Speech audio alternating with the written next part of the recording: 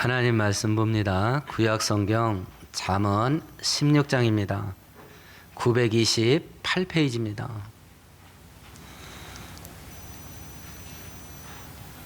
잠언 16장 9절 한 절을 같이 읽습니다. 사람이 마음으로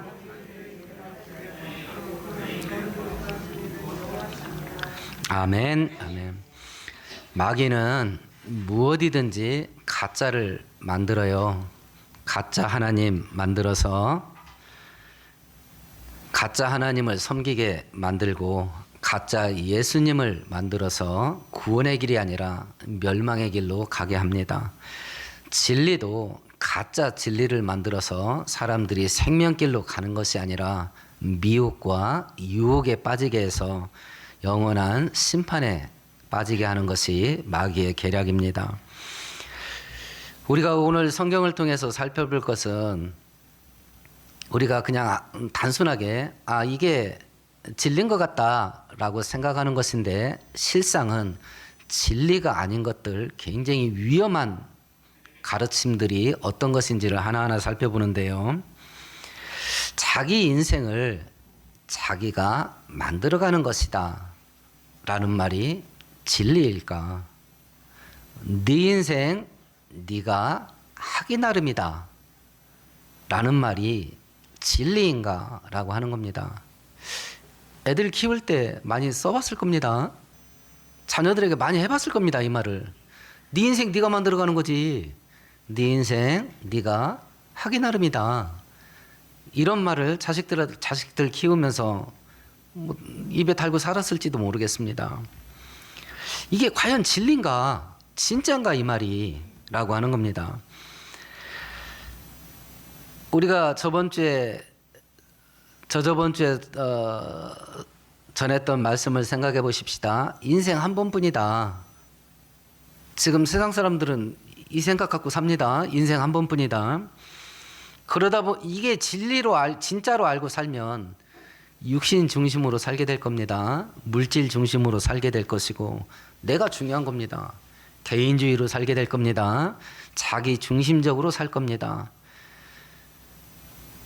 현재의 재미와 즐거움, 편안함을 가장 중요한 걸로 여기고 살게 될 겁니다. 인생은 한 번뿐이다. 이 말이 진짜로 알고 살게 된다면, 그러면 인생은 자기가 만들어가는 거다 라는 말이 진짜로 알고 살게 되면 진짜 인생 고달퍼집니다. 특히 청년들의 인생이 고달퍼지겠죠. 이제는 대학 졸업만 해서는 취업 안 됩니다. 우리나라 대학 진학률이 제일 높았을 때가 거의 80% 중반대여서요. 85%가량. 지금은 불경기라서 좀 떨어졌답니다. 그래도 70%가 넘어요. 전 세계 선진 국가들이 가입된 단체가 OECD라고 하는 단체인데 그 OECD 평균 대학 진학률이 40%예요. 근데 우리나라는 80%입니다. 그러니까 대졸자가 지천에 널렸어. 자녀들을 대학 보낸다고 한다면 왜 대학 보내려고 하세요?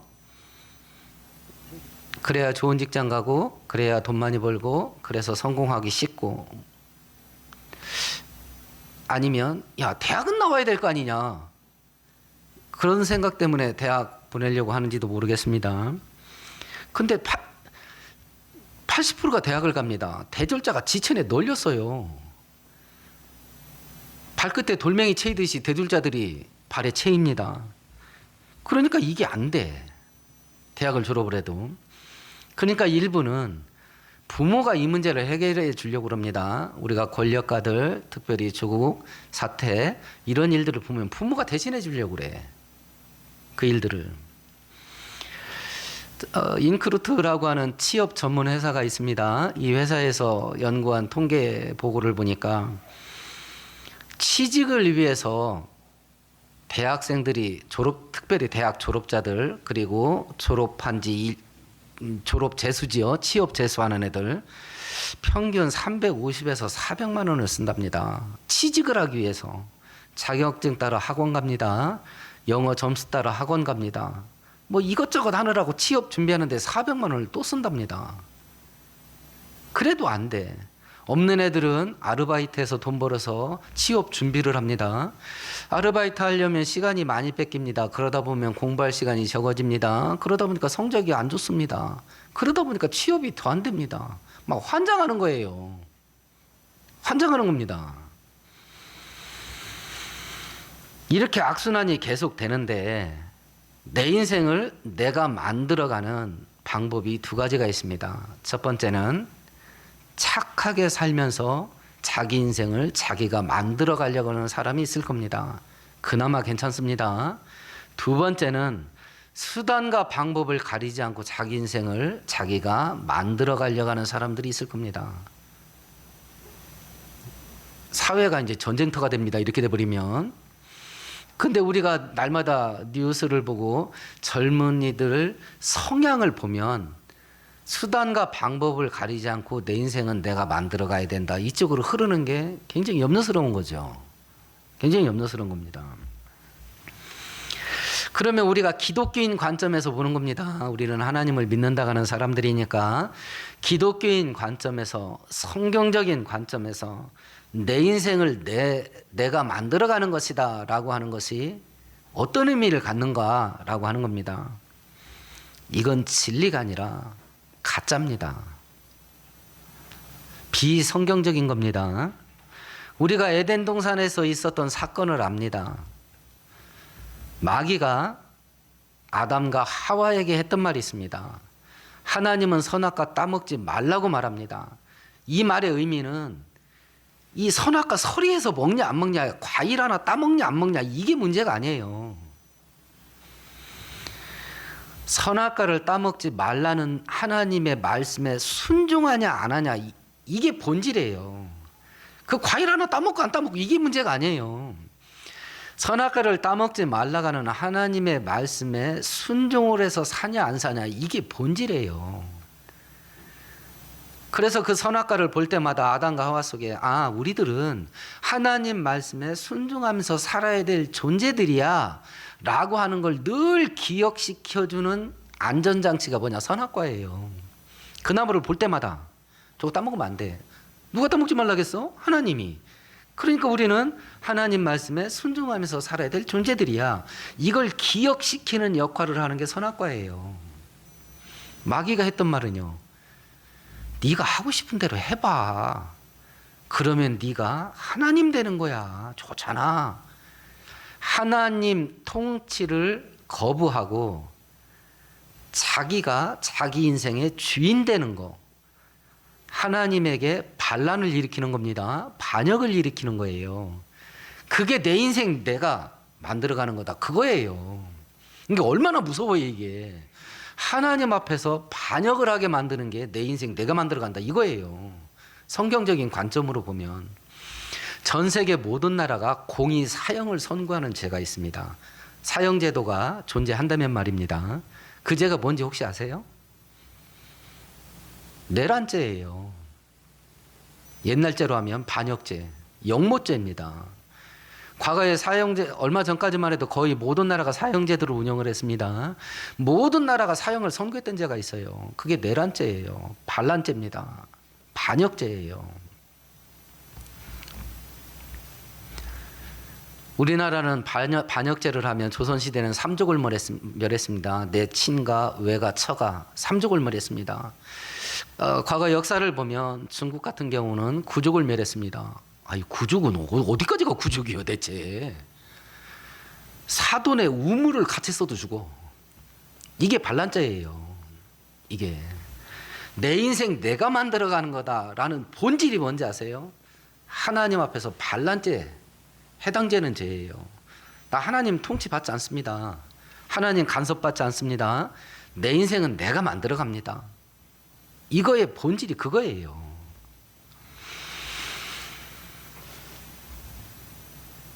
유튜브나 텔레비전 강연에 보면 자기계발, 그리고 성공신화, 그리고 동기부여, 뭐 이런 강의, 세미나 이런 책들 굉장히 많이 있습니다.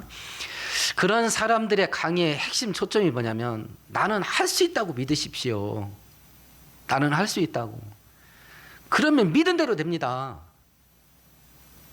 이렇게 될까요? 안 될까요? 됩니다. 돼요. 심지어는 뇌과학이나 심리학적인 측면에서 이게 맞다고 과학적으로 증명도 돼요.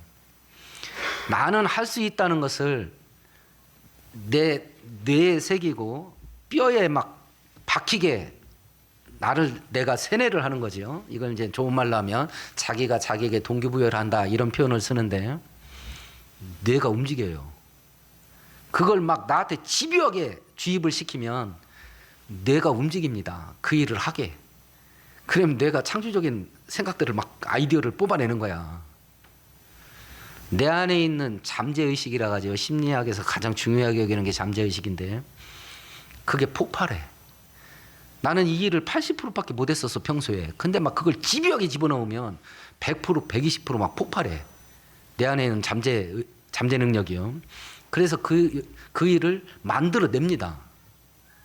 만들어내요. 이건 하나님께서도 우리에게 말씀한 거예요. 우리 마태복음 17장 같이 한번 찾아볼까요?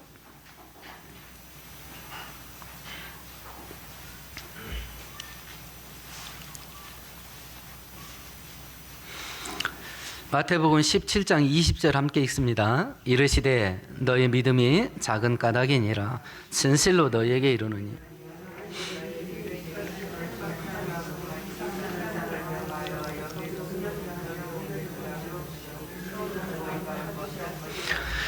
저 산더러 바다에 던져져라 하고 말을 하고 그게 그대로 될 줄 믿으면 된답니다. 이건 하나님도 허락한 겁니다. 이런 일로 해서 실제적으로 돈 많이 벌고 부자가 되고 성공하고 출세함들이 주변에 굉장히 많습니다. 이런 사람들이 유튜브 나와서 강연하는 겁니다.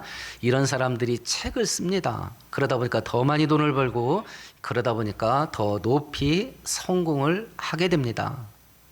문제는 하나님을 떠나서 한 거예요. 하나님을 떠나서 자기를 믿어요. 자기 숭배입니다. 자기를 신처럼 숭배. 너는 할 수 있어. 그렇게 하면 내가 움직여요. 너는 할 수 있어. 그걸 막 죽어라고 해대면 잠재의식이 움직입니다. 그래서 부자 되게 합니다. 성공하게 합니다.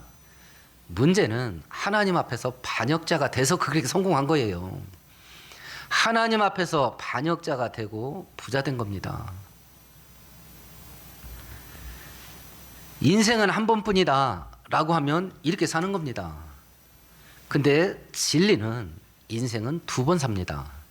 한 번은 육신으로 이 땅에서 살고 한 번은 영적으로 영원한 세계에서 삽니다. 그 영적인 세계는 두 군데 있습니다. 하나는 천국, 하나는 지옥입니다. 인생 한 번뿐이다는 건 가짜예요. 인생은 두 번 산다는 것이 진리입니다. 진리예요. 그래서 성경은 이 땅에서 어떻게 사느냐 하는 것으로 영원한 곳에서 어떻게 사냐 하는 것이 결정된다. 그러니까 이 땅에서 살 때 잘 살아라. 이 땅에서 살면서 잘 사는 게 뭐냐? 예수를 믿으면서 하나님 말씀에 순종하면서 사는 것이 이 땅에서 잘 사는 거다. 그 길을 가는데 돈 많이 벌어서 부자 될 수도 있고 오히려 죽을 수도 있다. 그 믿음의 길, 영생의 길을 가는데 성공하고 출세하듯 할 수도 있지만 오히려 죽을 수도 있다. 그러나 어떤 결과가 나오든지 간에 잠깐 이 땅에 편하게 살려고 천국을 포기하지 마라. 이게 성경의 교훈이에요. 지금 가자지구에서 전투가 한참 벌어집니다. 여러분들이 텔레비를 봤을 겁니다. 이스라엘 군대가 가자지구를 모든 집을 거의 다 완전히 파괴를 해요. 폐허가 됐습니다. 언제 어디서 폭탄이 터질지 모릅니다. 엊그제 국민일보에 취재가 됐는데 그 아랍인들 가운데 예수를 믿는 사람들이 있어요. 그 예수를 믿는 사람들이 모여서 어떤 일을 했냐면 유아세례를 베풀더라고. 유아세례를. 아랍인들이 예배드리러 모이면 동조가 돼 죽을 수 있습니다. 근데 거기는 막 폭탄이 수천 발씩 떨어지는 전쟁터예요. 그거 괜히 모였다가 한 방에 다 날아갈 수 있습니다. 근데 핏덩이를 안고 유아 세례를 베풀어 모이는 거예요. 기독교인들이. 왜 이런 위험한 일을 하시오? 라고 기자가 물으니까 우리 아이들이 구원도 받지 못하고 죽게 놔둘 수는 없지 않습니까? 천국이 있다는 걸 확신하지 않고서야 어떻게 그런 일을 해요? 애가 핏덩이야. 성경은 자기 입으로 예수를 구주로 시인해야 구원받습니다. 그러니까 유아 세례에 대해서는 말이 많아요. 야, 애들은 자기 의식이 없는데 지적인 의지가 없는데 야, 어른이 대신 유아 세례 받게 한다고 해서 걔가 구원받겠냐? 이것도 맞는 말인 것 같아요. 근데 유아 세례를 베푸는 우리 교단의 입장은 하나님께서 아브라함에게 네가 아들을 낳거든 8일 만에 할례를 베풀어라. 그래야면 네 후손도 내 백성이 되고 나는 그 후손의 하나님이 되어주마. 이 언약을 우리가 받는 거예요. 그래서 말도 못하고 자기 의식이 없지만 지적인 의지가 없지만 부모가 믿음으로 세례를 받음으로 그 핏덩어리를 하나님의 언약 백성 안에 포함되게 하신다라는 것을 믿고 유아 세례를 베풀잖아요. 그 전쟁터에서 그걸 하는 거야. 그 전쟁터에서. 천국 그리고 지옥 이게 있다는 걸 확신하지 않으면 이걸 할 수가 없거든요. 인생 한 번뿐이다 하면 살 길 찾아야지. 살 길을 찾아야지. 하나님을 떠나서 이 땅에서 부자 될 수 있습니다. 하나님을 떠나서 돈벌이 하는 것이 어쩌면 더 쉽게 부자 될 수 있을지도 모르겠습니다. 하나님을 떠나서 성공하고 출세할 수 있습니다. 요즘 국회의원들 보면 그렇게 해야 뺏지도 않아 봐. 성경대로 정치에서는 뺏지 못할 것 같더라고. 그렇게 백성들 등가죽을 뺏겨먹는 짓을 해야 뺏지를 다나 봐요. 성경은 하나님을 떠나서 그거 하지 마라. 하나님을 떠나서 네 인생을 네가 지옥으로 끌고 가는 일이면 절대로 하면 안 된다. 절대로 하면 안 된다. 그러면 진리는 뭐냐? 내 인생을 내가 만들어가는 게 아니라고 한다면 진리는 뭐냐? 그게 오늘 본문이지요. 다시 한번 읽어볼까요? 사람이 마음으로 성경은 뭐라고 말하냐면 내 인생을 내가 만들어가는 게 아니라 내 인생은 하나님이 만들어가는 거다. 그렇게 말합니다. 이게 진리예요. 내 인생을 하나님이 만들어가는 거다. 이게 진리입니다. 이게 내 인생을 내가 만들어가는 거다라는 말을 받아들이고 이 원리대로 살아간다 하면 내 인생 살아갈 때 제일 중요한 게 뭐겠어요? 나의 노력, 나의 수고, 나의 열심이에요. 내가 열심히 하는 수밖에 없잖아. 내 인생 내가 만든다는데 내 수고 노력이 제일 중요한 거예요. 만약 하나님이 내 인생을 만들어가는 거다라는 말을 진리로 알고 그 원리 따라 살아간다면 제일 중요한 게 뭐겠어요? 하나님의 은혜지요. 그렇잖아요. 하나님의 은혜잖아요. 하나님이 누구인가 눈에 보이지 않습니다. 그래서 대부분은 다 안 믿습니다. 하나님이 있다는 걸 증명해봐라 그럽니다. 하나님이 살아계심을 증명할 방법이 없어요. 왜냐하면 초월해 계시니까. 우리는 재주가 없어요. 능력이 없어. 하나님을 증명할 능력이 없어요. 그래서 하나님이 살아계심은 믿음으로 받는 겁니다. 히브리서에서 말합니다. 하나님을 믿음이 없이는 하나님을 기쁘시게 못하나니 하나님께 나오는 자는 하나님이 계신 것과 하나님이 계시다는 걸 믿는 자가 하나님을 기쁘게 하는 자랍니다. 이건 믿음으로 증명하는 거지 과학적으로 증명하는 것이 아니에요. 하나님은 실존합니다. 보이지 않지만 살아계셔요.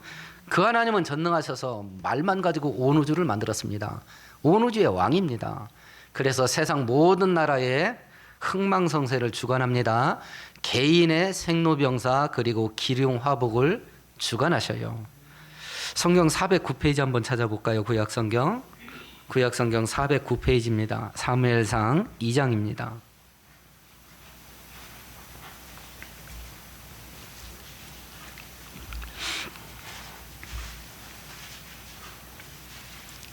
(6절) (7절) 같이 읽습니다. 여호와는 죽이기도 하시고 살리기도 하시며 스올에 내리기도 하시고 거기에서 올리기도 하시는도다. 여호와는 가난하게도 하시고 부하게도 하시며 낮추기도 하시고 높이기도 하시는도다. 모든 것들을 하나님이 주관하신다. 이렇게 고백을 합니다. 예레미야 10장 23절 현대말로 이렇게 번역되어 있네요. 주님, 사람이 자기 운명의 주인이 아니라는 것을 제가 이제야 깨달았습니다. 아무도 자기 생명을 조종하지 못한다는 것도 제가 이제야 알았습니다. 내 인생의 주인이 내가 아니라는 걸 이제야 알았습니다. 이때가 언제냐면 바벨론에게 나라가 완전히 망했을 때예요. 그때 알았습니다. 내 인생의 주인이 내가 아니라는 걸. 성경의 진리는 뭐냐면 내 인생은 하나님이 만들어 가신다. 이게 진리예요. 그러면 사람의 수고와 노력은 이거 쓸모없는 거냐? 사람의 수고와 노력. 시편 127편 1절 같이 읽어봅시다. 898페이지입니다.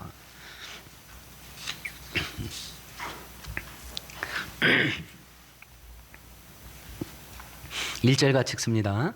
여호와께서 집을 세우지 아니하시면 세우는 자의 수고가 헛되며 여호와께서 성을 지키지 아니하시면 파수꾼의 깨어 있음이 헛되도다. 이 구절에서요, 집을 세우는 수고를 하지 마라, 이 뜻 같은가요? 집을 세우려고 수고한다. 솔로몬이 이 말을 할 때 자기가 어떤 일을 했나요? 성전 건축 7년 했습니다. 왕궁 건축 13년 했습니다. 20년 동안 자기가 솔로몬이 40년 왕으로 통치했는데 초기 20년을 어떤 일을 했냐면 국가적인 토목공사를 했습니다. 성전 건축하는 일과 왕궁 건축하는 데 20년 썼습니다. 아버지 다윗이 이방인들과 전쟁에서 수많은 노략 전리품을 얻었고요. 그걸 하나님께 전부 바쳐서 성전 건축을 준비를 했습니다. 솔로몬 자신도 엄청난 재물을 하나님께 바쳐서 성전 건축하는 일에 준비를 했고 본인이 20년 동안 성전 건축 7년과 왕궁 건축 13년 이 작업을 하는데 이방인 전쟁 포로 20만 명을 동원했어요. 수고를 했나요, 안 했나요?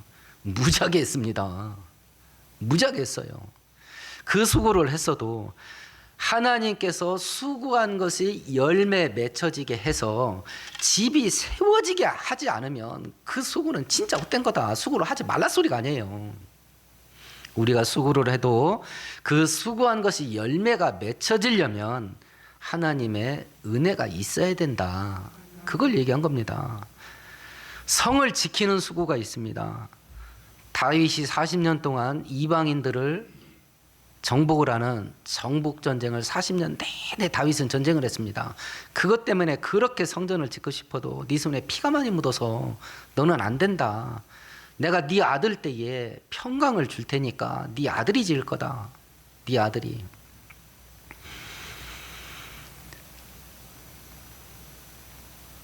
다윗이 이방인들과 40년 전쟁합니다. 이스라엘을 공격할 위험 요소들을 제거합니다.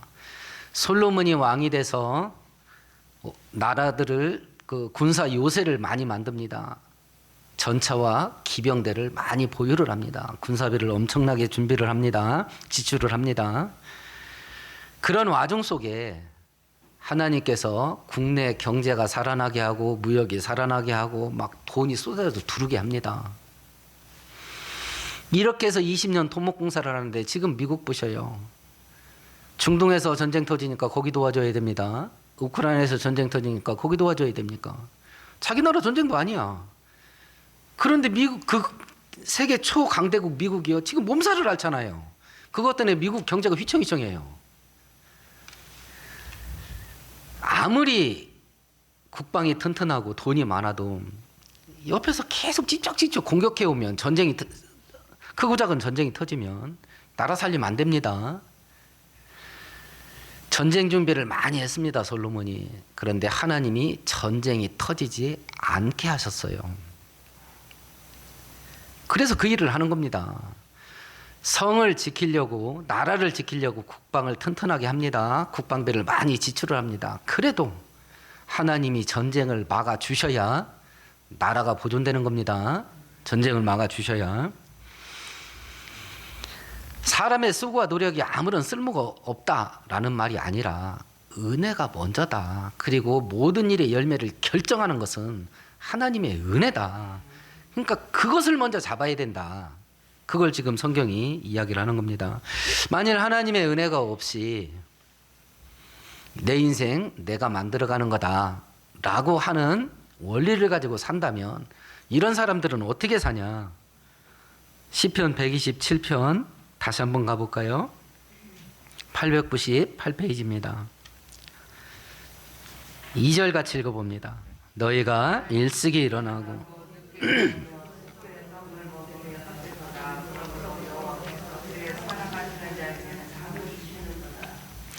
내 인생 내가 만들어가는 거다라는 원리를 갖고 산다면 열심히 일하겠죠.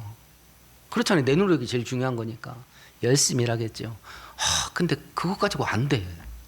이게 생각했던 대로 안 만들어져. 그러면 어떻게 하겠어요? 더 열심히 일해야지. 그래서 성경은 뭐라고 말해요? 밤 늦게 잠자리에 누운다. 10시, 11시에 들어와. 그리고 세수하고서 기절하듯이 자. 제가 진짜 놀라운 사람을 군대에서 봤네요. 제가 철책 지키는데 실내를 캄캄하게 만듭니다.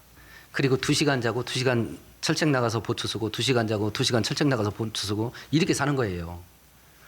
그러면 철책이 어디 있냐면 가는데 15분 오는데 15분이야. 그러니까 30분 전에 깨워. 겨울에는요 쓰러지면 못 일할 정도로 옷을 입어요. 그러니까 옷 입는 시간이 10분이야. 그러니까 진짜 잠을 다 자도 1시간 반이고 조금 뒤척이면 1시간밖에 못 자요. 저하고 보초를 썼던 그 고참이 어떻게 하냐면 일단 내무반에 들어왔습니다. 옷을 벗는데도 5분이 하도 많이 입어가지고 겨울에는. 근데 벗으면서 코 골더라고.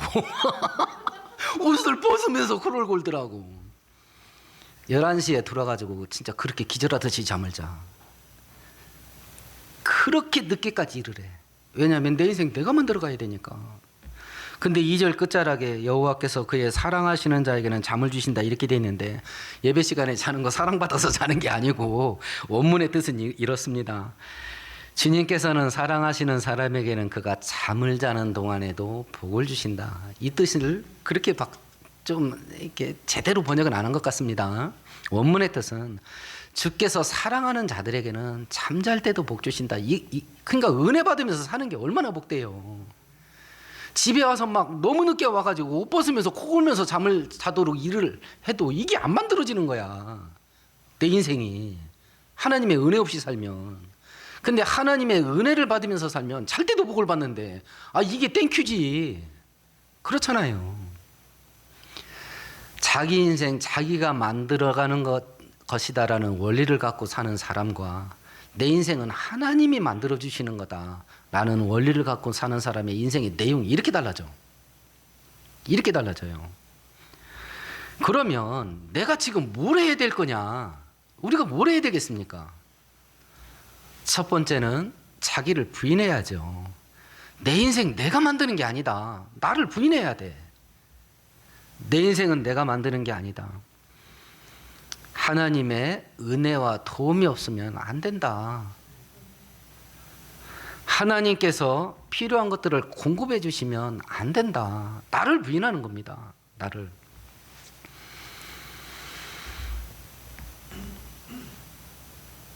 어떤 일이 일어났을 때에도 이루어 놓았을 때도 하나님이 은혜를 줘서 된 겁니다. 하나님이 도와주셔서 된 겁니다. 하나님께서 인도해 주셔서 된 겁니다. 나를 부인하는 겁니다. 두 번째는 하나님에게 나를 맡기는 거죠. 성경 한 구절 찾아보십시다. 구약성경 912절입니다. 12페이지입니다. 912페이지 잠언 3장입니다.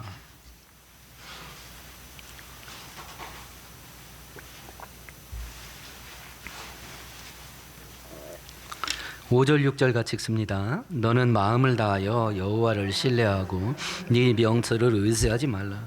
너는 범사의 그를 인정하라. 범사의 하나님께 의지를 하랍니다. 내 인생을 하나님께 내어 맡기는 겁니다. 하나님이 내 인생을 만들어가는 거니까 내 인생을 전적으로 그냥 어느 정도가 아니라 전적으로 하나님께 내 맡기는 겁니다.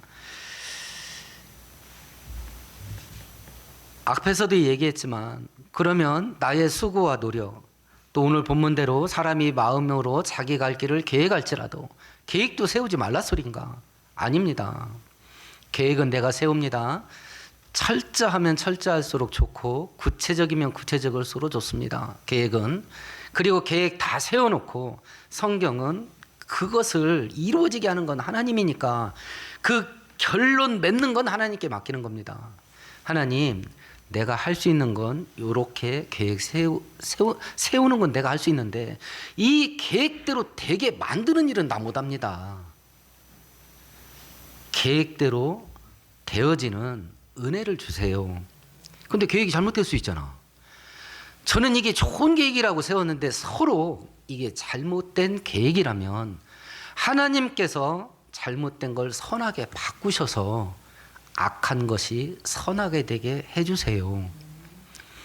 그리고 또 하나는 혹여라도 내가 계획은 세웠지만 하나님의 뜻에 합당하지 않은 게 있을 수도 있잖아요. 나는 사람이니까. 하나님의 뜻에 합당한 것이 아니라 간다면 하나님 그냥 막아주세요. 안 되게 해주세요. 나는 계획을 세울 때 이렇게 됐으면 정말 좋겠어. 내 인생도 잘 될 것 같고 내 가정도 행복이 넘칠 것 같아. 그렇게 그렇게 될 거라고 세웠는데 하나님이 기뻐하지 않는 거야. 그러면 하나님 아예 막아주세요. 일이 진행되지 않게 해주세요. 내가 하나님 기분 상하게 하는 일 자체를 시작도 안 하게 해주세요.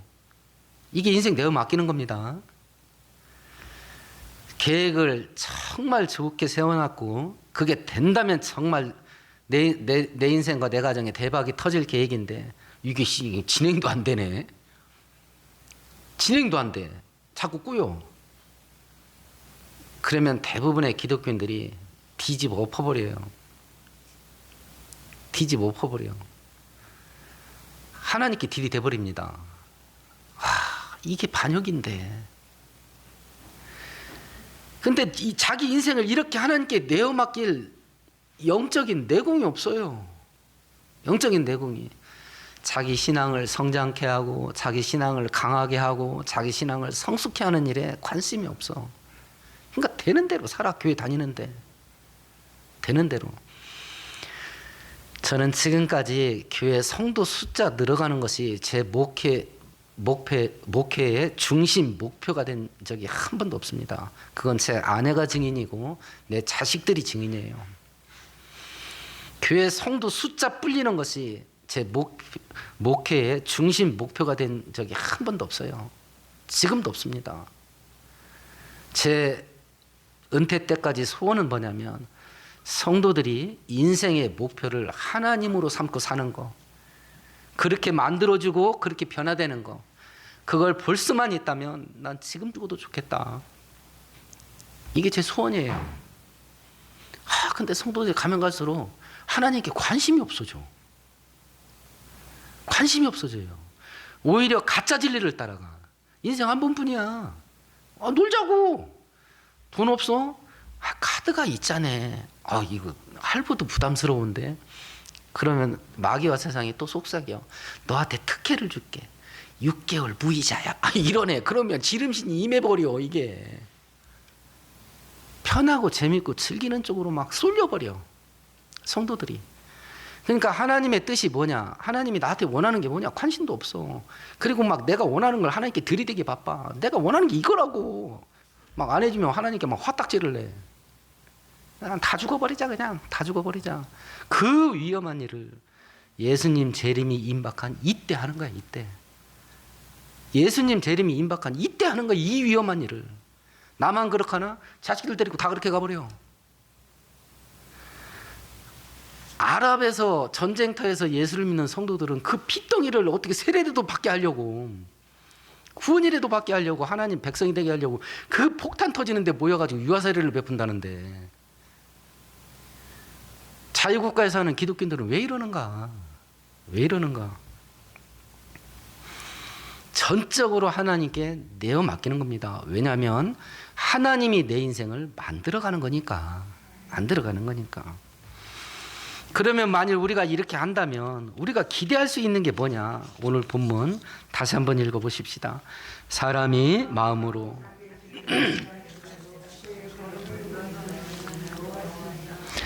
하나님께서 그 발걸음을 인도하신다. 하나님이 인도하신다라는 말을 들었을 때 내비게이션 생각하지 마세요. 내비게이션은 방향지시예요. 하나님이 우리를 인도한다는 말은 그 말이 아니에요.